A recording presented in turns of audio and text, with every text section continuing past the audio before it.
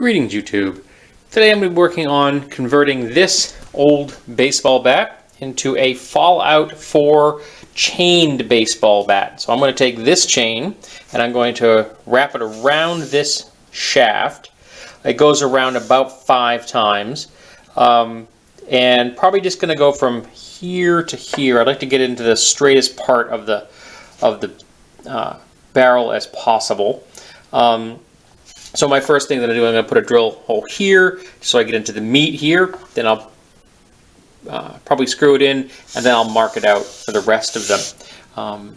I may do it one at a time, or I may wrap it up, mark the last, and then drill while it's in place for the next ones. Now, to hold it in place, I'm going to be using these here, which are 3/8 inch by 1.5 lag bolts, and I'll be using washers with each one to make sure that it bridges the gap here in the chain link itself. And to make sure I got the right size fasteners, because they are always mixed when you go to a big box store, probably mixed at every hardware store because people are inconsiderate, I brought my vernier calipers with me, and I really need to strip the insides out of this thing and replace them, because the insides in it right now are just in horrible shape. So I need to do that. I've got some old yoga mat kicking around, which I think will probably do that job admirably. Stuff's just disintegrating on me. Every time I open the box up, little black pieces of powder fall out. I've had this particular pair, I think, since '87. I'm not positive, '86, '87. So yeah, they've served me well. I have a smaller set upstairs that are only 4 inches long. This is a 6-inch set, but I'm going to keep the 4-inch pair upstairs. They don't have a case, and the drawer they're in is very safe and secure. They're not going to get knocked around. I didn't want to bring those down here, and these drawers are larger, and I'm putting more stuff in them. So if I'm going to be putting stuff in there, I would like to have a case for the verniers to keep them safe. So this larger set is going to stay down here, and I'll use the smaller set upstairs.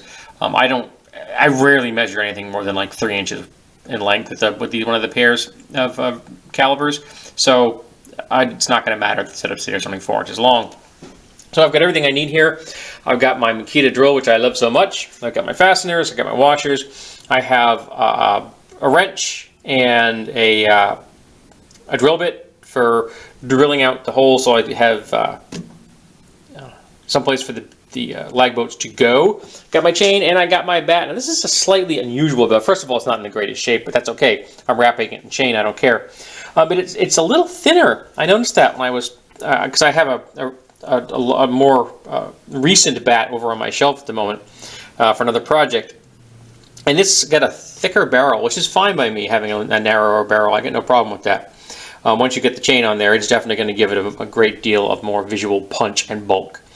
Not to mention, you hit something with it, it's gonna be a lot more punch. If you'll forgive my my pun. So the first thing I'm going to do is going to mark out where I want that first hole to go. I have an awl here at the toolbox, and I will drill. I will use the awl to mark the location. I will then use the drill to go into that spot, hopefully, so it won't walk. And I'll be using my my vise here to hold it all in place. I have a piece of scrap leather here, which I'll be using to help grab the barrel of this, because it does taper slightly, and I maybe have to get down into that taper, and the leather helps the vise grip it a little bit better. And I don't really care what happens to that piece of leather, it's just a scrap. So next up is going to be marking and drilling my first hole. Minor change of plans. The second hole I drilled for the last hole, when I have it wound, I was off by a couple of lengths. So I'm going to cut off this link here with my angle grinder. I also got a chance to use my snap-on adjustable wrench, rather ratchet.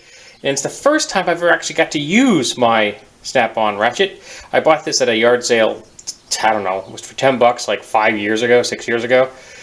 And I've never had a chance to use it because I never had any sockets for it. And I recently bought a toolbox that had sockets in it, and so I was able to use it finally, which is really quite nice, because it's a really nice ratchet. It really is. So I need to get myself some more sockets, because I don't have a complete set yet, but I've got quite a few. I got to write down what I've got, and then when I hit the next flea market or something, I should be able to pick through what you can find there to find the missing bits. You'd be amazed what you can find at flea markets. I mean, like entire totes, just like plastic tubs full of ratchet sockets for like $1 a piece. You know, so that's really, really cool. So now it's up to me to cut that off, and I've gotten out my brand new modified, or my brand new repaired apron, so I'm not going to be hitting myself with sparks. But I'm going to close up my my vernier calipers to make sure nothing gets in there.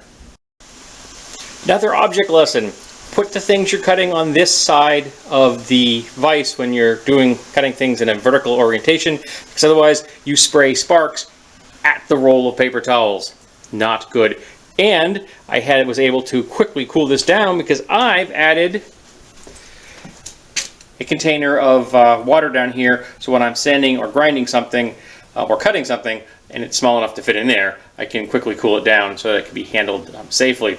And this is just a cup holder I picked up at Walmart. I picked up a pack of 4 for like $3. Cut the back off and just screwed it to the post, and that's just a can of from beans. So that just lets me cool things quickly.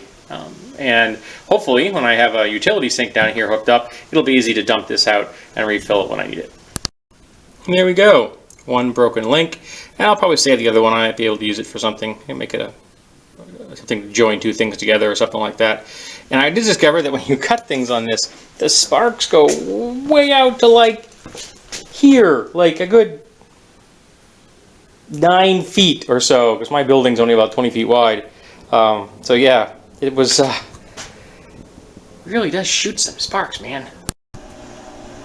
And there you go, one chain wrapped baseball bat. And I think this thing looks really cool. I have to look in the game a little more and see what is available for other weapons that are hand weapons. For example, I'm not making Deathclaw gauntlet. I don't have that skill, but I may be able to make some of the other weapons that are in the game. And I also have found a number of Pinterest pages that had things on there, but they have this annoying ad thing, so I may actually have to get a Pinterest page so I stop getting the pop-up ad crap. But I guess it would be another place to post my weapon builds, so that's never a bad thing. Get a little more exposure. So this has been the chain wrapped baseball bat. I'm going to go outside now, take some pictures for my DeviantArt page, and throw some stills in at the end of the video. Hope you've enjoyed it.